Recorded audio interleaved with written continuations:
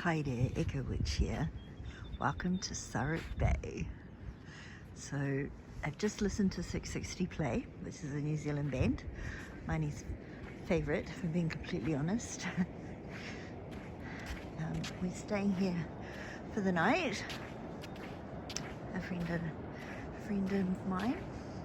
So I might walk backwards. This is what it looks like.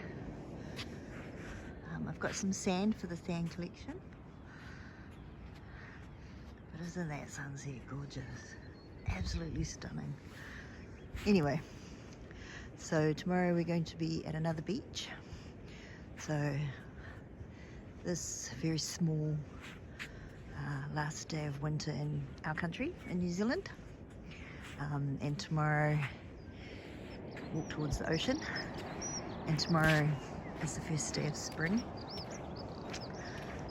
So Balclutha is a small community, South Otago town, and they had a competition. More people entered the competition than there were people in the town, so they won a 660 concert, so they got 2. So a matinee today, and then tonight is the bigger concert. So we were going to stay in Balclutha, but we decided to stay. I wanted to wake up to the ocean and see a sunset.